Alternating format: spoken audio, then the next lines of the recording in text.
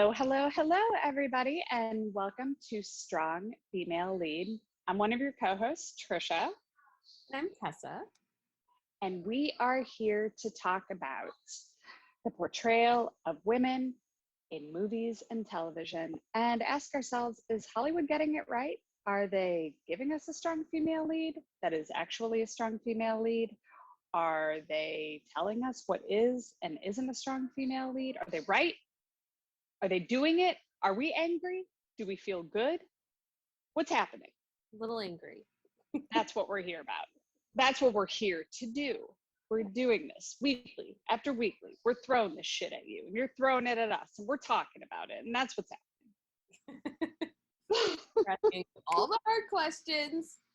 And we expect the truth from Hollywood. Like we said, hard-hitting journalism. We've said it time and time again. We've also said that we're going to work on our intro so that we're saying the same thing each time, but we haven't. And that's it.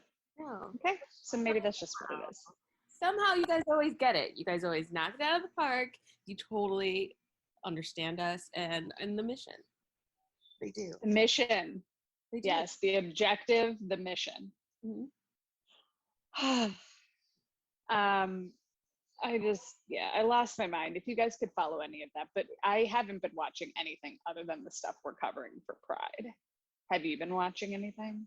Nothing new. I've just been rewatching the Marvel movies. They're great background noise. I've seen them all like several times. So just as There you go. as I pack my apartment, and I restarted WandaVision. Guys, if you haven't already seen WandaVision, it's so good. I haven't seen it. I gotta though, right? It's just. Am I gonna like it even if I haven't watched any Marvel? Yes. Okay. They're like 30-minute episodes, so it's easy to fall into, but you don't feel like you're like committing. And it's just like, it's so cute. It has like an I Love Lucy vibe in the beginning, and it just goes like, if you're a fan of or nostalgic for sitcoms of any genre and between 1950 and present, you're going to like this. It's so just, like laugh tracks or live studio audiences Yeah. kind of situation. Yeah, and they do a really good job of explaining what just happened at the end when you figure out all the things. The last episode is a really good, like, period. You know exactly what happened, so you're not lost if you've never seen a Marvel movie. They reveal everything. There's not too much backstory that you need in order to follow along with these characters, other than that Vision is a robot and the other Olsen is the Scarlet Witch, and they're both Avengers. That's probably all you need to know to get started. Who's a robot? Vision. So the husband character, he's a robot or an AI. Okay. Whatever. All right, same diff. Yeah, same thing. And then the other Olsen is the Scarlet Witch, and she's a real witch. She's like magic. Okay, that's Elizabeth Olsen. She's the shit. I never, ever remember her name. I think she is the best actor of all the Olsens. Mm-hmm. I just got her third, and so I have to filter through all three names. And you can only come up with other. It's always the one with the hyphen that I'm just like, I don't know why, but I just never remember that one's name. Mary Kate. Like Ashley, and then I'm like, hyphen, and then I'm already at the other Olsen, and then it's done. You know what? It is. It's unfair to Elizabeth because not only is she the third, but she's got to have a sister with two names. So then it's like, and she's the best actor. She is. I wonder if any of the other Olsen siblings act. I know there's a brother in there somewhere. Maybe one more sister. Oh, yeah, maybe there's a couple of them. I mean, don't they have whatever the Olsens do with clothes? Don't they have a line? And I feel like it's named after their siblings, like Elizabeth James, like something like that. I have no idea. I stopped following them probably when they turned 18. I was like, oh, cool. Done. Agreed. That is when I was like, Yeah, not interested. But I remember like it was like a big countdown. That The was Olsen twins are finally 18. They're legal, and it was like gross so creepy. because you've been watching them grow up. Yeah, and like, ooh, You got it, dude. You know, like all that shit. oh, ew, With Joey, who's always sus. yeah. They also just like stopped acting and got weird, or found themselves, whatever you want to call it, like. uh, but they both took sharp left and right turns. They're like, okay, this was my public image up until 18, like sharp left, and one took a sharp right. And they find them. I don't know what they do now. I love it. Stop acting and got weird. Yeah. And Mary Kate was like, you know, I think she married, you know, an older French man and like wore a lot of black and smoked cigs. And it was like, yeah. Yeah, but then what happened? That's right. What? Oh, I don't know. I also like never really believed that they were identical twins, which always bothered me. I think they're fraternal. Yeah, but they always market, or at least they in the beginning they marketed themselves as identical twins, and I'm like, but you're not. That's not Right. No, I don't think they are, but they look like they are when they're younger. But Yeah. I mean, you can't like, no, I can't tell the difference between you when you're not next to each other. Thank you. So you fooled all of us. I get it. But how like weird and traumatic must it have been to be like a young person to be literally interchangeable with someone else? No one's coming to look for you. They just took the other one as the. That's horrible. I'm so glad I'm not an identical twin. Well, you're not, but neither are they. I know. I'm just saying that would be the worst. Being an identical twin seems kind of terrible. Right. From an interchangeability, and I feel like just as a fraternal twin, people do treat you as though one of us will just replace the other one. Like, oh, it's like if I'm here, you don't need her to be here because we're the same. We're not. Right. It was to get around. Was it to get around child labor laws, whatever? Yeah. But like, they just what a weird thing to be doing as a child. And like, do they understand that their sister is doing the same thing? And like, where's my sister? Like, she can't be here now. It's only you. And will you please just be wearing the same thing always also? And what if one of them's a lot better at it? Yeah. And I mean, I feel like, never mind. I'm not even going to pretend as though I know which one is which. Like, what's the other? What's Ashley doing? Like, okay, the one married the French guy who's like of dad age. Yeah, I think they're divorced though. Yeah, I don't know what she did. Yeah, I could Google it, but I refuse to at this point. Well, no matter either way, Elizabeth came up and, you know, yeah, she's great. She's representing the family name extremely well. She is. I'm sure her name had nothing to do with getting her opportunities. No, I mean, she went to NYU, I think. She went to a good acting school. So I will credit her. It might have gotten her in the door, but certainly she has shown up in these roles, and I haven't. But she's good. Yeah. Remember Ingrid Goes West? That was so good. I know. And Martha, Marcy, May, Marlene. If any of you have ever seen that. So many words. That is a lot of names, and that's Elizabeth. Is it about a cult? Seems like anyone with that many names is definitely a part of a cult. It's absolutely about a cult. Oh, it is? It's absolutely about she gets out of a cult. Definitely in someone's cult where your job is to like get some sort of water from a stone or something that doesn't have water. And you have to oh my god, I love that. We'll bring you water.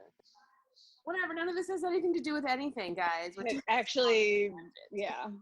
It really has nothing to do with anything, and it has even less to do with the movie that we're covering.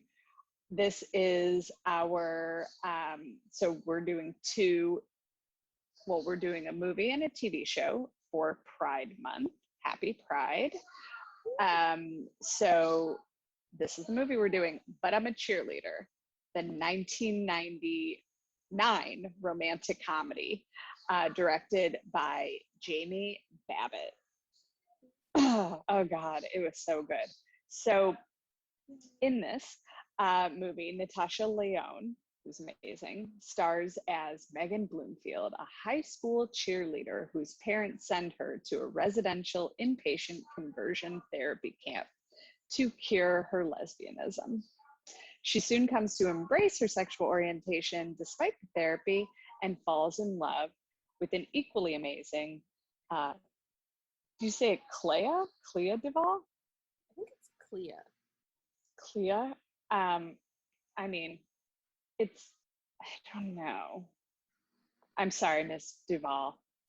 I think you're incredible. I don't know how to say your name correctly. But it has a really good cast. It's a great plot. It is just, it like we were talking about earlier offline, it captures the zeitgeist for sure. But you know, it wasn't really well received by critics. We were also talking about this, which is just so ridiculous watching it now. And for the time, like, yeah, it was pushing the envelope. It was calling out heteronormative culture. I mean, it was basically just making a satire of all of it. Lots of pinks, lots of blues. So like Natasha Lyonne is this high school cheerleader, and she basically gets an intervention with her family and her friends, which was truly terrifying. That was so funny because the evidence that they all brought was such bullshit. It was incredible. It was a picture There's of a woman in your locker. You must be a lesbian. Shout out to Michelle Williams. Oh yeah. A young, very young, like Dawson's Creek young Michelle Williams. And yeah, and then her boyfriend's like, and you don't even like kissing me. And that guy. Ooh. He looked about, yeah, like 18 going on 45. It was terrible and terrifying. His hair, I didn't like it. And her parents, you know, they're just extremely conservative, and they basically set her up to have this intervention and then just get carted off to this conversion therapy camp where her like camp leader is RuPaul. Yes. I totally forgot that RuPaul was in this. This is a very rare time. I don't think I've seen him not in drag a lot. Yeah, I feel like there was a minute in like the early 2000s where he was going out as, I forget his actual name. What is RuPaul's actual name? Like, oh my God, RuPaul. What is your name? Look it up and give it to me. Dun, dun, dun. Andre Charles? I'm gonna go with that. But unless it's RuPaul Andre Charles. I mean, I don't know. What do I know? Nothing. Yeah. I mean, it seems crazy. Yeah. I sort of doubt it. But again, it's amazing because he is trying to convert her to be straight. And it is just like, it's just very funny. And it's obviously supposed to be like a dig, you know, like kind of to have him playing that role, like being part of the joke, like, yeah, this is really something that you can change about someone. Mm-hmm. Yeah, all ex-gays, the adult people who work there are all ex-gays. They've gone through the conversion and it's totally taken. Totally. Yeah. You know, if you're in a blue room for long enough, you just come out masculine and everyone knows it. Oh my God. Yeah. And the film was initially rated NC-17 by the MPAA. And then Babbitt had to make cuts to allow it to be rated as R. And I'm going to tell you what those cuts were, which are really like, it's kind of insane to think about it now, like that it would be R. Um, okay, so she removed a 2-second shot of Graham, who's Clea Duvall, who is Megan's love interest. A 2-second shot of Graham's hand sweeping Megan's clothed body. A camera pan up Megan's body when she's masturbating, and a comment that Megan, quote unquote, ate Graham out. I mean, those are rather small cuts. Ah, So, like, can you believe that? Anyways, sorry. so, okay, so let's see. Okay, so that's pretty much the plot, right? Megan kind of comes into her own at the camp, but it starts off where she's incredibly naive. We just see her hating kissing her boyfriend, and she keeps looking at the cheerleaders, and that combined with her interest in vegetarianism and Melissa Etheridge.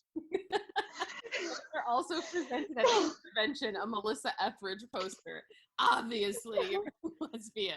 Cause her family and friends to suspect that she is in fact a lesbian. So with the help of ex-gay Mike, aka RuPaul, they surprise her with an intervention, and she is sent to True Directions, a reparative therapy camp, which uses a 5-step program similar to AA to convert its campers to heterosexuality. So I watched this with Zach and his sister this weekend, and we started kind of doing a little diving. We started digging into the rating and how it was received, and the director. So she's from Shaker Heights, Ohio, and we talked about this a little bit with our super fan Aram, who brought up that there's this kind of like tight-knit Ohio group in LA. And so the director of this is from Shaker Heights.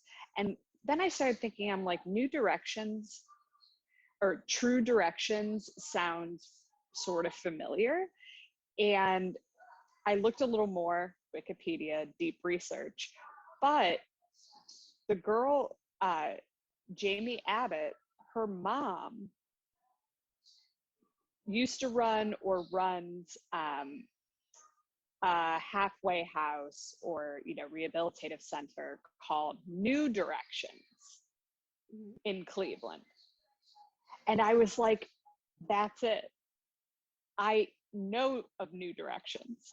I've known people who went to New Directions. I was like, oh my God, this is really funny. So she called it True Directions, and she made it a conversion therapy camp rather than an addiction, like a program for addiction for kids. Okay, well. And I was like, that's really funny. Like, nice little nod. Hello out there, Cleveland. So I see you, I hear you.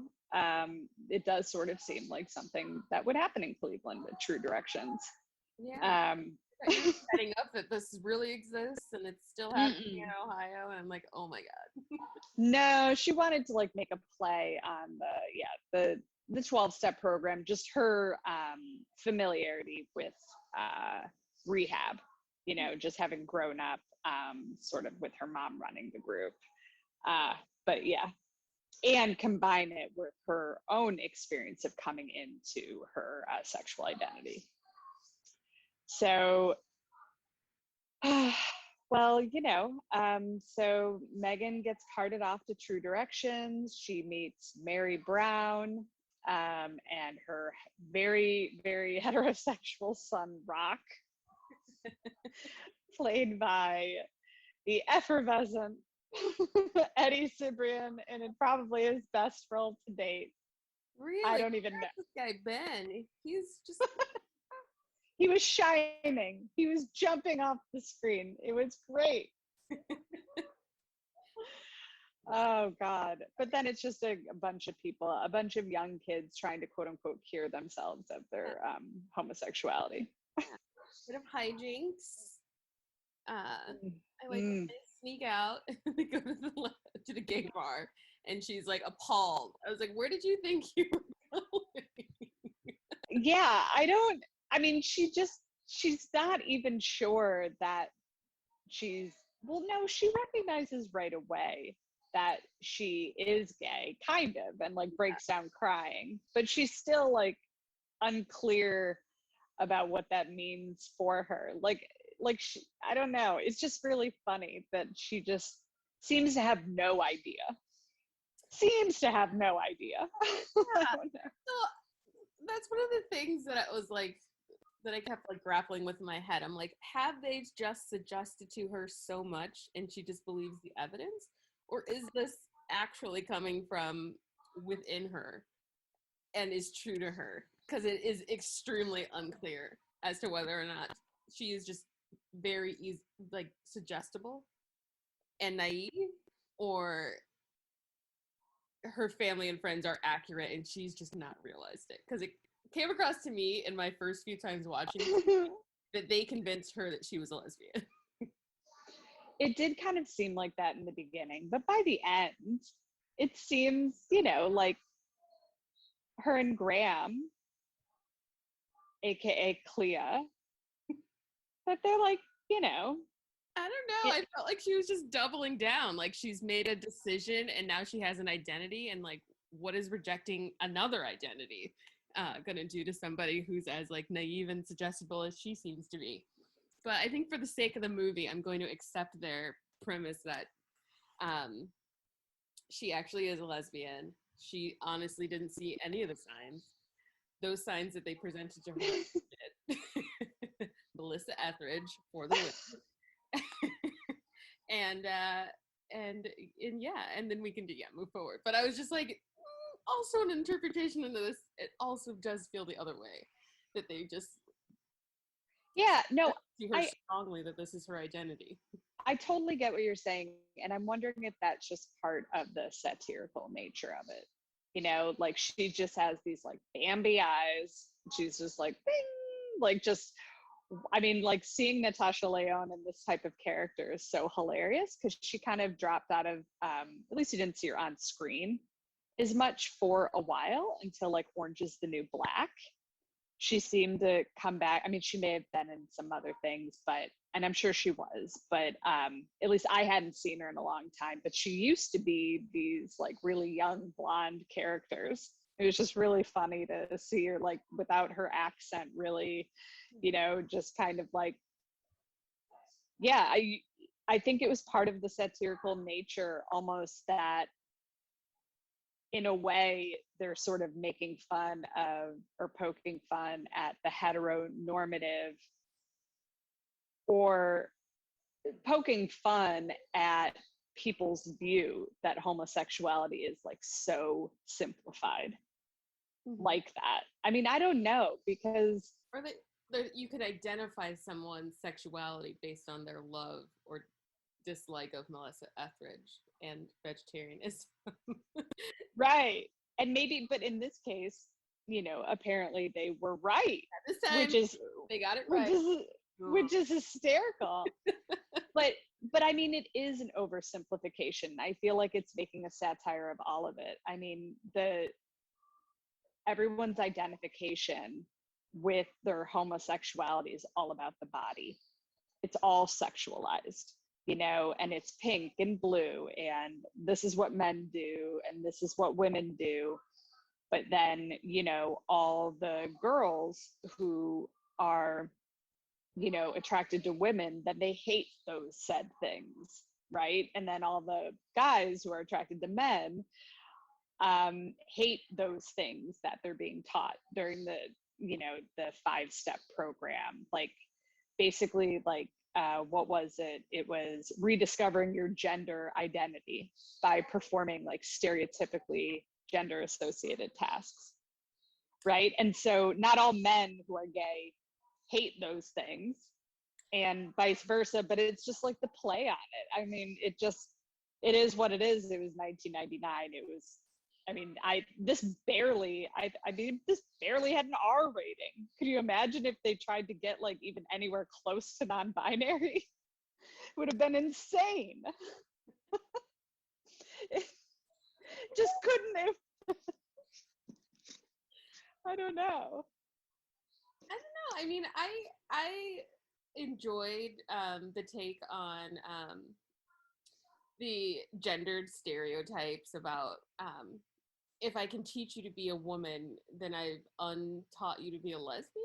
I don't know. I don't understand the logic purely, but I understand the purpose for the film. But I was like, so if you're more feminine, you are less lesbian? Seems to be somehow the messaging. I thought it was hilarious. And if we can just say, like, back to the hijinks, so there's a night where they kind of sneak out, but there's two like former True Directions graduates, X-gays who become XX gays. They're XX gays, yes. Hilarious because XX is the male, isn't that male chromosomes? XX. Yeah. Hilarious. It was so good. And basically it's just these middle-aged men taking these children to a gay bar. Handing out fake IDs like party favors. I was like, where were you oldies when I was 17? Truly. Where were you? Oh God. But yes, the steps, right? So they have to admit their homosexuality, basically, like admitting they're powerless over alcohol, right? But like, and what? Hilarious, because I was like, I've never done any research into the education, in quotes, that people receive at a camp like this, but I feel like repeating out loud to yourself, I am a homosexual, wouldn't unroot, that from your psyche and from your being. It would probably wouldn't you in your mind just keep doubling down on it? Like, I'm saying it, it's true. What? I mean, that's how all step programs are. Oh. So the first step is admitting it, and that's how it is. So that's something that's still practiced today. Yeah. Like in like for addiction, you have to admit that you are powerless, or admit that your life has become unmanageable. And it's interesting you say that, because sometimes people do make the argument, like, are you, if you suggest something to someone, is that then creating it, creating that identity for them? And I would venture to say no in most cases. Like, I don't think that so this is going to be a little bit more sad, but like, I recently took a mental health first aid training, and part of the discussion was, is it okay if you think that someone is suicidal? Is it okay to approach them about it, right? And some people say, no, don't bring it up, because you're going to put the idea in your head. But the likelihood of you just like planting that idea for the first time in someone's head, and then that to make them want to do it, it's very unlikely. And I see it kind of the same with this. I'm not saying that all of these people, obviously conversion camps are a terrible, terrible idea, but in general, having a step be like having the idea approached with someone, like, I don't think you're creating. I just think it's an interesting way to go when you're trying. It seems to me the objective, and again, I don't know much about conversion therapy or 12-step programs, but it would just seem to me that if you're trying to unroot something from someone's psyche, having them repeat affirmation style that they are a homosexual wouldn't get that effect. Like if you're trying to say that's not my identity, or that's not who I'd like to identify with, why would you make it an I am statement, and why would you make them repeat it multiple times? Maybe, to play devil's advocate, it's because they think once you admit it, then you can change it.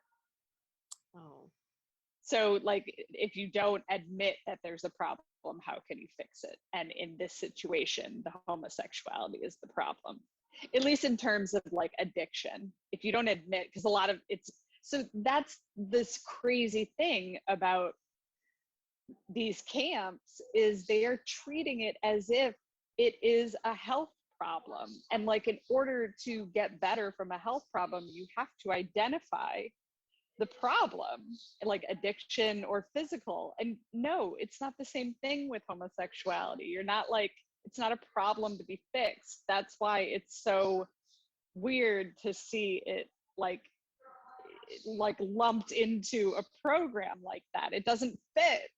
Yeah. Like, it's not something to be fixed, you know? But they're making it like a medical issue. That's what they're like, okay, I mean, you can't get better unless you know the issue. I mean, I think that's interesting, because I do see how that applies to like something that would be considered like drinking or drugs. But Mhm. yeah, for a mental health problem, I don't know, I guess maybe that goes to the suggestibility thing. Like, before you're diagnosed as depressed, do you consider yourself depressed? And does the diagnosis of being depressed make you more depressed? Or that's a slippery slope we don't need to go down. But Yeah. I just thought that was like both very funny and Ridiculous. I mean, it's ridiculous, right? I mean, compared to the other treatments, like this was I guess the least severe one, the electroshock therapy. See, Which is very common, by the way, and still used. yeah, but I'm like, I just don't see how that would unroot an idea. Like, Electroshock. yeah, I just feel like that would further ingrain an idea, even if it's that something is bad. That thing is just like, for me, it would just be burrowing into my skull even deeper if it was followed by a shock. Oh, So, you're funny. You're funny. I think would not work ECT on is like, I think ECT is for like chemical imbalance. It's supposed to be really good for like major depression. And it's supposed to like help with your dopamine levels. Yeah. What if they're just like, you are a homosexual, and then they give it to you, then you just have this image of it just like burrowing. Yes, I was like, none of this would work on me. I would be exactly as I showed up. It's like there would be no conversion. I mean, this shit is just, yeah. Most of I don't understand. I was like, what?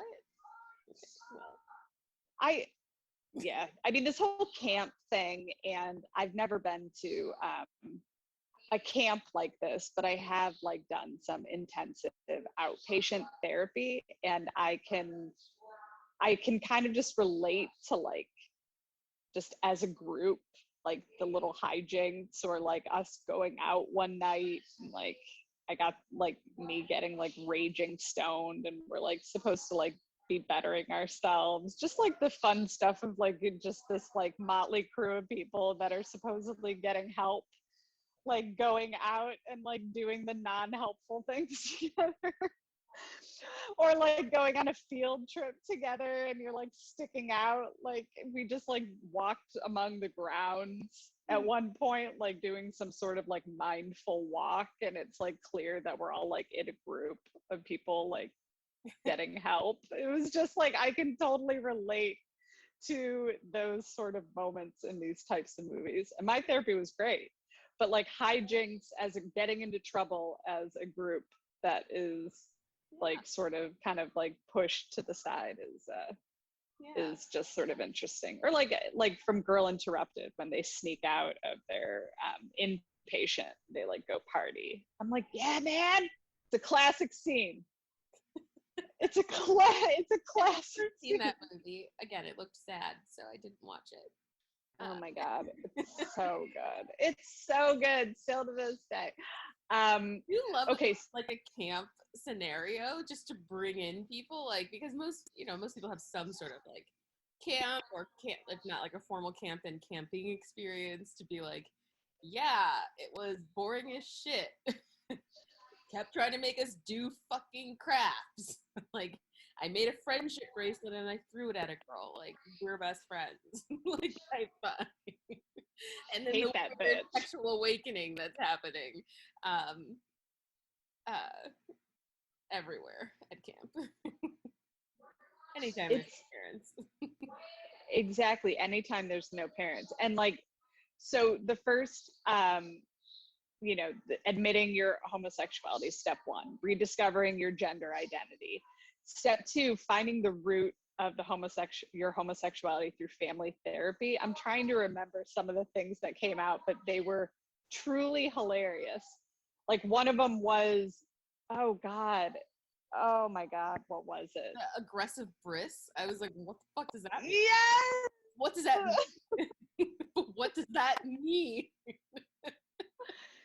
And that guy, where's he been? His face was extremely familiar. Like, I feel like I've seen him in other movies. I don't recognize that guy, but I did love seeing Rufio from the shit. What is it? It's the Peter Pan, but when they're like all adults with Robin Williams. What is that called? Oh my God. So can we just talk about Graham really quick? Clea. I feel like I've seen Clea in other roles around this time. And like, why do they have to like, did they make her hair just like greasy so that she seemed edgy? Is that like a thing that's done in movies in the 90s and early 2000s where you're like she just had short hair, and then it just didn't have as much body as everyone else's, and I'm like, what, they're just trying to make her like, hey, I just don't understand. I do think that was a strange aesthetic for the period. I don't know that connotates lesbian. I don't. No. But I do think that for some reason that association is like in the 90s and early 2000s, that was like the edgy girl, the dark eyeliner, like she had one tattoo, and she would fit in anywhere this day and age and not stick out, look like very, like, just wouldn't seem like she was had a wild aesthetic at all, right? But then at that time it was like, ooh, what? No. Her. Yeah. And then I don't know, I mean, maybe it's like the whole like not taking care of yourself, but I'm like, she seems extremely well kept, other than the greasy hair. But I was like, you're outside, that was it, whatever, like. No, she's so pretty. Like, it's just funny that she's supposed to be the like edgy one. Yeah, I'm like, good God. Yeah, I think she just has strong facial features. I think she's beautiful, but she does have just like sharp everything. I was like, you've got quite a face. Like, wow. Oh, no, she's got great cheekbones. It's sort of like pointy. All the things. Like, she didn't like, God didn't like miss anything when he was making this. I was like, wow. He gave you all of them, like cute, everything. She's so cute. And you know what? Now I'm disappointed in myself. I thought she was in The Craft, and I don't think that's true. I feel like that's another woman with short hair. Oh, that girl with like the oh shoot, she has like a really cool name. It's like Aphrodisiac or like something like that. I know that's not her name, but it's something like Veruga or something like that. Veruga. Is it that? Okay. Yeah. Oh God. Okay. So they go through the steps. All right. And the XX gays are, they take them to a gay bar. When Mary, who, runs the camp, discovers the trip, she makes them all picket Larry and Lloyd's house, carrying placards and shouting homophobic abuse. So that's great. And then Megan and Graham sneak away one night to have sex and begin to fall in love. And when Mary finds out, Megan is unrepentant, and she's made to leave True Directions, and she's then homeless and goes to stay with Larry and Lloyd. But Graham remains at the camp. Whoa. But when Mary goes to stay with Larry and Lloyd, she sees Dolph, who's also living with them. So it's nice. They're taking in the children. Yeah. This is great. It's good. And yeah, then, the graduation ceremony happens. Megan and Dolph infiltrate, and Graham won't join them, but then Megan performs a cheer, and then she wins Graham over, and they fall in love, I guess. And then Megan's parents attend a P-Flag meeting. Movie where cheerleading brought someone love. Just one. I dare you. There's gotta be. Nope. Not a single unifying movie. So it's girl versus girl, team versus team, streets versus the hills. Never about love. Never about love. Okay, so about just the themes of this, we talked about earlier. The director wanted to combine, the idea of a rehabilitation center for drug and alcohol problems. She wanted to make a comedy about rehabilitation and the 12-step program, and then combine it with reparative therapy, after having read an article about a man who returned from a conversion therapy camp hating himself. So she decided to bring in a cheerleader, because the cheerleader is at that time the pinnacle of the American dream of femininity, and sort of to juxtapose that with the theme. So I mean, she wanted the film to represent the lesbian experience from the femme perspective, to contrast with several films of the time that represented the butch perspective.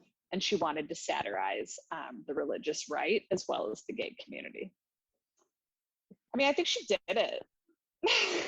Yeah, I feel like she did. I agree. I feel like she did it. I think she got all of her target. Yeah, that's really interesting. I mean, she made it happen. She almost, she wanted to hire someone else for the role of RuPaul. And for the role of RuPaul, for the role of Mike. But I feel like the person, it could have been Arsenio Hall, maybe, and he wasn't comfortable. Just interesting. I can see that as being true. I feel like in the 90s, it was still a gamble to play a gay character if you weren't going for an Oscar, because you would be labeled and potentially ostracized. For sure. Very real stakes to doing that at that time, which makes me even angrier that now a straight actor would have the audacity to complain about not being cast as a gay I know. or gay character. And I'm like, are you kidding me? Oh, I know now we're trying to have people actually cast in the role as representation to play that role. Mm-hmm. And they deserve to play that role. Yeah. But before, it was you couldn't get people who are hetero to play a gay character. And now they're, Now they're I'm being excluded from Pose. Yes, you are. Yes. Nobody wants to see you. 0 people asked for you. Now, also in terms of representation, this movie, she did quite a bit. I mean, she made sure to cast people of color. Granted, they're mostly in minor roles. I wonder how, much pushback she got, but she definitely made a point of doing that as well. Yeah. I enjoyed the diversity on screen. I loved that it was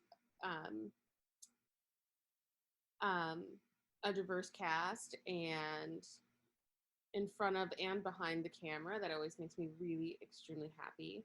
I also really love, this is just an aside, the dark-haired girl, I think her name in the movie is Hillary, but she's the perfect one.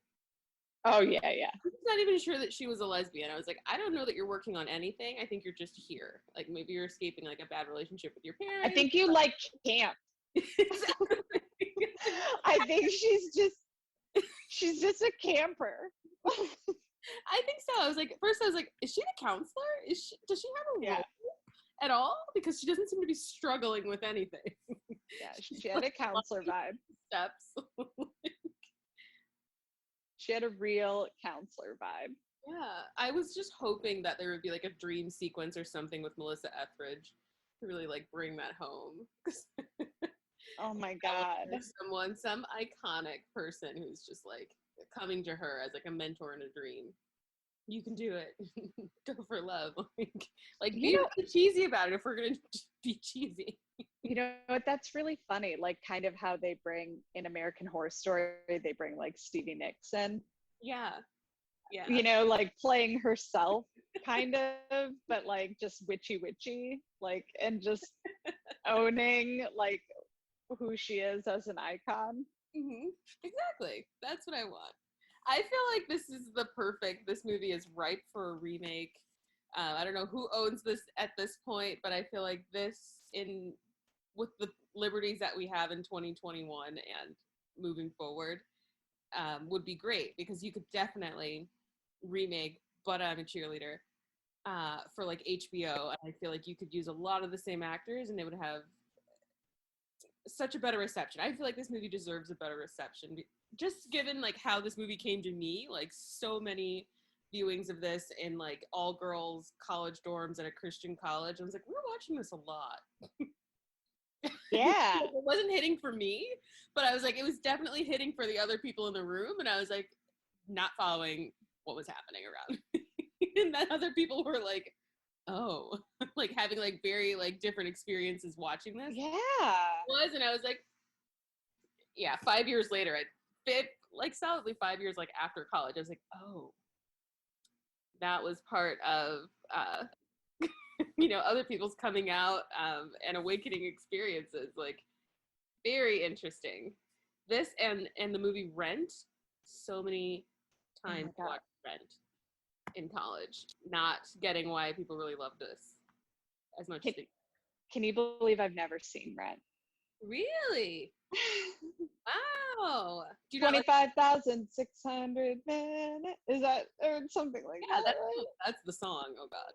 I don't know if those are the numbers. Love, love. I had the harmonies because we watched it so many times. Maybe I should watch it. You should. Right? I mean, it's a good movie. It's a better musical, but fair.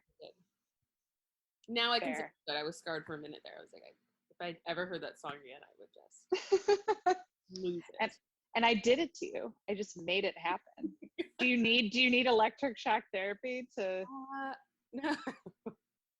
to burrow it in even deeper? No.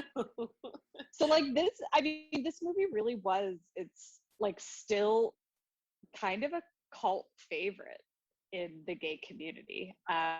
Like this movie is definitely still beloved because it like makes fun of, it's not so outdated in the stuff that it's making fun of. Mm-hmm. Like there's still those heteronormative beliefs, and to see them painted this way is just really funny. Like I think it was just I thought it was wonderful. I thought it was good then and it's good now, and I love it when I can see something from 20 years ago that I'm still like, oh yeah, that's hysterical. That's really, really fucking funny. And I mean, the initial response to it was so negative. Like on Rotten Tomatoes, they had an approval rating of 40%. What the fuck? I just think that when things have bad, especially Rotten Tomatoes, I trust like 0%. So if Rotten Tomatoes says something is bad, that's never going to dissuade me, and it should not dissuade anyone from watching anything because they don't know anything about anything. And they're always wrong about everything. So you go with your gut, and this is a great movie. Yeah, for sure. I mean, I like after watching it, Zach and I were talking, I'm like, look up Roger Ebert's, look up his review of it, like back in the day. I bet it was really terrible, and it actually wasn't. I mean, he gave it 3 out of 4 stars, and it was, yeah, he was actually a fan of it. Yeah. But yeah, I don't really care about ratings, but the reason I bring it up is just, I feel like it's gotten, like now it's just better received, Yeah. for sure.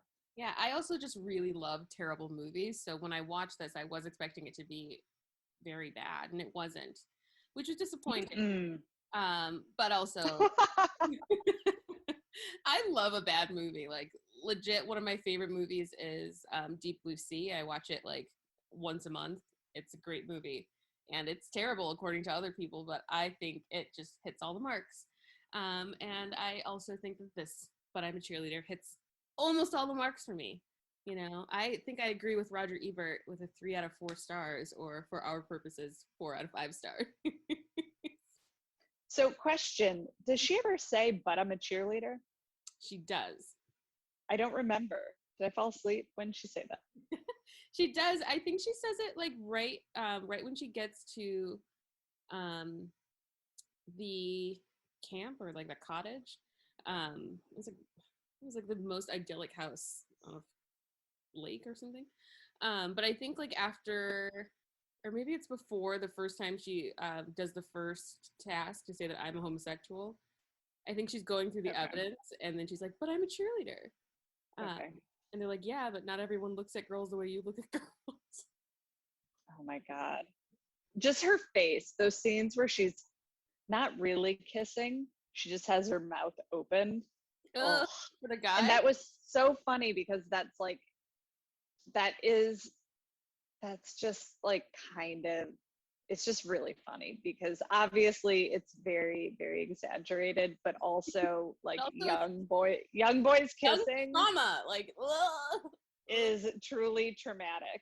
Some of your first kisses are traumatic as a woman because it really is just like just your mouth is open and then that's it. You basically like just slapping tongues. Ew. Gross. Gross. Ew. I'm just like sitting in my own memories. I'm like, ew, get out of here. Get out of here. I know. I know. And they're like, what? You don't like it? What? Did you enjoy that? Like, who likes that? Who likes that? No one. No one. I mean, how about a little bit of lip lock? Like, what is that? I mean, I have vivid memories of just like a mouth being pretty much over my nose and just like not being okay with it. Just wet is like, ugh. When she was like wiping her face, I'm like, no. I know. No. It was so good. It was so good. And the song in the beginning, like, like it was all great. It was all good. I like it. Their graduation, and they all wear like vinyl pink dresses. The most ostentatious things that you could think of. Like, the aesthetic of this film. Yeah, it was very funny. Everything is like hyper real, so it's like not just a pink, it is the most glossy, out there, big, loud pink you can think of. Same with blue. And all the parents are almost always wearing like some sort of cream or ivory or like to signify that they're boring and bland and lacking original thoughts. Oh, I know the parents are like, well, and this is just when it's very scary for me that I'm definitely closer in age to the parents in this film. And it's just horrifying. It's horrifying to watch this and to think that I could fall into that age range of that character. God. I'm just afraid that I have such like deep blind spots that like when it's our turn to be satirized by our children and grandchildren, I'll be like, I wasn't that bad. But in reality, maybe I am. Maybe it's something I don't see. Have you seen those? I'm not, commercials are usually just like now with our attention span. It's like commercial, like especially with this, it was free on Amazon. Like a commercial played, and Zach's like, "Is that a commercial?" Like we can't even believe it's happening. But are those Progressive insurance? I feel like it's Progressive commercials. They are pretty funny about the ones about becoming your parents. Oh, where they're like in Home Depot or something, and they're like, "Don't say it, don't say it, don't say it." The guy has blue hair. yes, it's actually really funny. I love the one where they're like, you woke up early this morning, no one cares. And it's like totally something I would brag about that I would have never bragged about when I was younger. But now it's like, yeah, I woke up at 7 a.m. And then you list like all these practical things that you did. Yes. I'm still proud of myself, and I'm proud of you. Anytime I get up early, I'm like, I fucking nailed this day. I fucking murdered this day. I could not have done a better job at a Monday. Waking up early just feels different. When you reach a certain age, it's like such an accomplishment. Yes. And there was another thing they said, like, the server doesn't need to know your name. I don't think I've ever introduced, well, okay, I don't think that one applies to me quite yet, but you know. And then like this girl has, I don't know, it's one of those like stupid, like things you get from like Target or Marshalls, and it's like, sing like no one's listening, dance like no one's watching, or something like that. But it was a version of one of those, and like the girl had to throw it out. But yeah, like if mama ain't happy, ain't nobody happy, or something, something like that. Where I was like, that's so funny. Like, I just think I am like truly the demographic for those commercials though, because it is when you start to like see those things creep up. Like it used to drive me insane when I would be like wanting to go somewhere and my mom would be, running around the apartment, like trying to figure out how she could make, one trip, right? We're going out somewhere. So she needs to get the trash and get the mail and like all this stuff. And I'm like, come on, that's not what we're doing. Like, you can do it later. But of course it's because it wasn't something I had to do. Yeah. Now Zach will be like, that's not what we're doing. And I'm like, I don't have enough energy. I don't want to come back up. Yeah. Getting the trash this time. Like, or I'll be like, I'm ready. And like, I'm not ready. Mm-hmm. Oh yeah. I'll be ready in 30 minutes. Give me 30 minutes. Because I know it's going to take an hour for me to do anything. So I am just outright lying to a lot of people. I'm lying to myself first and foremost. So like, don't expect me to tell you the truth if I don't know the truth. Yeah. I also like in my own life just like to take a minute to think of the stakes of what I'm doing. And if the stakes aren't good enough, I'm like, I don't know if we should even attempt it. Like, should we just sit here on the couch for the rest of the evening? It's probably the safest move. Like, I could go out, but what if I got a heat stroke because I'm wearing the wrong leggings? I don't think we can chance that. Do you know what the insurance card is? Because do you have that on you? Do you have the number? I don't know. How do they even find that in the hospital? Do you just tell them your name and they just look it up by your company? I have no idea how insurance works, and I hope to God I never have to use it for anything, literally. And that's just those are the thoughts. And I would have this conversation with myself for like the 30 minutes I was supposed to be walking, and then I'm like, well, now it's 9. Now it's 9 p.m. It's just unsafe. Go out. It's just unsafe. Oh my God, so funny. That's another one. Like how you used to be able to like people to have plans and you're like, oh yeah, it's like 10 p.m. Like, sure, I can come up. I can go out. You're telling me now at 9:45, 10 p.m. I can totally just go out and live my life. Like live, laugh, love. Fuck it.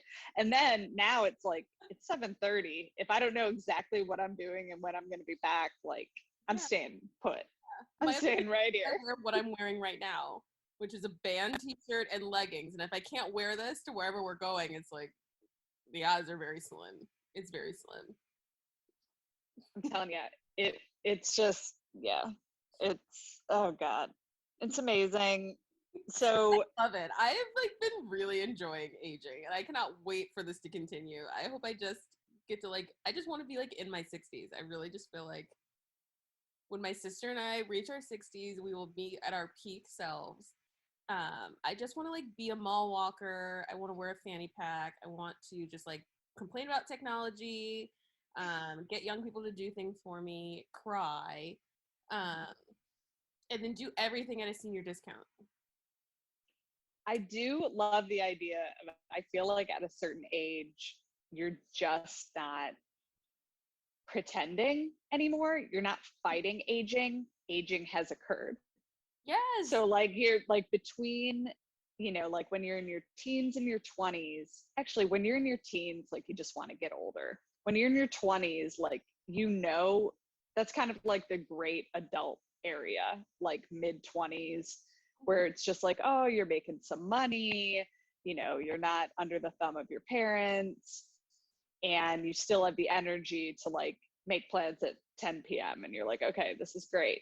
And then in your 30s, as a woman, the pressure starts kind of like pushing down on you in terms of aging. 40s, you're like reaching back for your 30s. And then 50s, I'm not sure where that is yet, but 60s feels like you're in your 60s. Oh Like yeah. you can't say, you're not like, you're in your 60s. There's no more of the like pressure of, I don't know if it comes from like women wanting to look young, or we're sexualized. Like, as much as I hate having, if someone leers at me, there will be a time in our life where that's not happening. And I wonder what that, like, it's beautiful, but then it's kind of interesting, like just to let go of that, be like, yeah, I don't give a fuck. I don't accept that as my truth, that I won't be just as good looking in my 60s as I am right now. I just like reject that from the universe. I feel like I'll be even better looking because I'll have that super sexy salt and pepper hair. Are you kidding? I'm gonna be just as good. I'm gonna be just as epic. I might just pick up some more bad habits because I was like, well, I did 60 good years and I got like 20 years left. I'm gonna do what I want. So I might pick up smoking or Ooh, yes, something more what a dangerous, what a great habit. right? What a great habit to pick up in your 60s. You might as well. I just want people to try to tell me to stop smoking as I like blow smoke in their face. Ooh, so old. Ooh, I can barely hear you. Ooh. You start doing, like, you perfect this circle, the smoke circle at age 65. Yes. And I'll I be know. like crop tops for no reason. I hope to God I have a grandchild by that time because I've adopted an adult and they No, you've adopted an adult and their child. that would be the best case scenario. If anyone needs to be adopted and just like wants a grandma to like host holidays for them, you can call me up. I'm obsessed with you skipping motherhood and going right to grandparent. That is something. Mother. Have people done that? You should do that. I really like legit. That would be like my best life. But like if I could, to the extent that I get to design my own life, like that would be so epic, and I would be so excited to be someone's grandmother. Even now, like if there was a child out there who just needed a grandmother and I didn't have to be their primary parent, Wait, nailed it. hold on. I'm loving. Now I'm thinking of something. There should be adoption agencies, but if there's kids, the kids get to decide, do they want a parent or do they want a grandparent? And maybe they get to choose just the grandparent. Yeah, I want to drop knowledge and candy and events, and then like back out and let somebody else take the primary parenting, and then I'll just be there, kind of like a godparent, but like Not God. yeah, not necessarily with God. So like a grandparent. Yes. I feel like, if you're a godparent, you're like on a team with God. And I'm like, this isn't really about you so much as it's about me type thing. Oh my God. I Yeah, love things that grandmas get. Like they just get good stuff. they do. I But know. I don't know what I want to be called yet. So I've got time to like workshop that. Yeah, listeners, if you can think of something like a nickname for Tessa as a grandparent, what would it be? G-mate, because I would die if I could get a child to constantly say that. I would be so excited. Ugh. Call you what? G-mate from what is it? The movie we just reviewed. Oh, but I'm a cheerleader. What up, G-mate? Oh, G-money. Oh my God. I don't even know. Is that, no, that's not this. She's the man. Yeah. Oh, she's the man. Oh Yeah. my God. Oh my God. Okay. So strong female lead. Mm-hmm. So on strong female lead, we take a look at 3 different criteria to determine whether the lead is in fact strong and female and lead. So are they top billed? Do they impact the plot or move the story forward? And does the character have agency? Yes. Yes. I mean, yeah, she's kidnapped. Yeah, she's brought to conversion camp, but she is definitely moving the story forward in that she is awakening to her sexual identity, and it is having the opposite effect. The camp has now allowed for her to become one with her sexuality, and now she has fallen in love with a woman, and she impacts the plot. She impacts Graham's life. Her parents are then, becoming kind of supportive at the end, a little. So, I mean, she's it. Megan, Natasha Lyonne, she's it. I agree. She's got all the things. She's top billed. She, starts out with limited agency, and that she is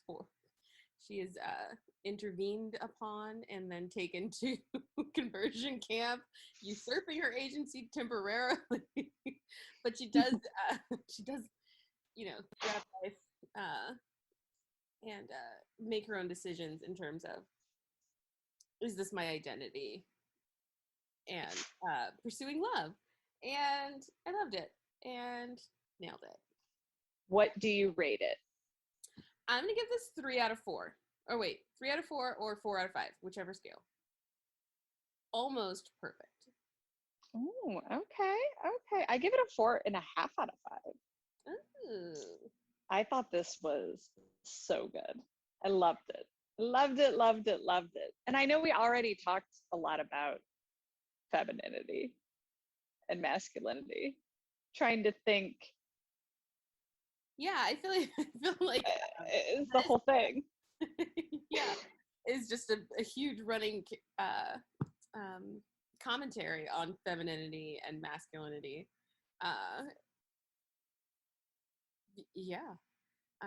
That I just still in my head, I'm just like, why would acting more feminine make you less of a lesbian? It's just all of the methods, and I understand it's just for satire and for comedic effect. But I also feel like there's truth in comedy, and why would you use any of these tactics to convince someone that they are not gay? It just seems like it would make them more gay. Which it seems like it did. Yeah. and that's I mean, you're right. And they were all like, I mean, no one seemed convinced that they were not gay. We're just okay. Well, I guess that's probably the whole point of the whole thing, is that conversion therapy doesn't work.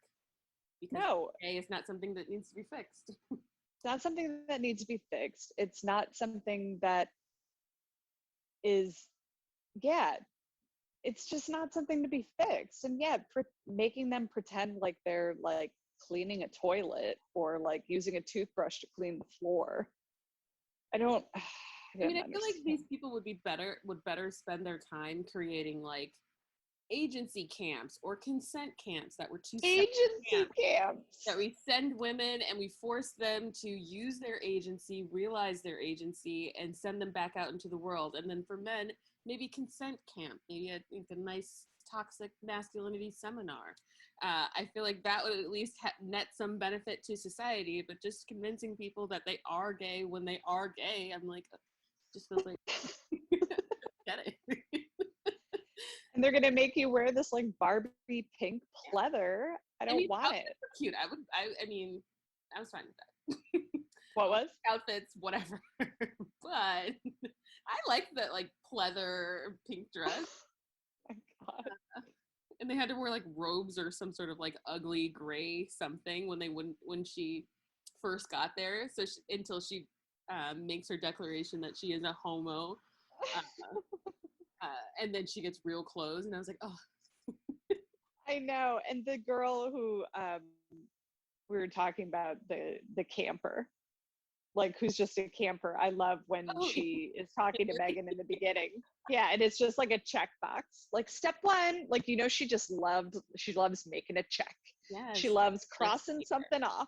She's a list maker. Like this is just how we do it. And aren't you gonna feel so good?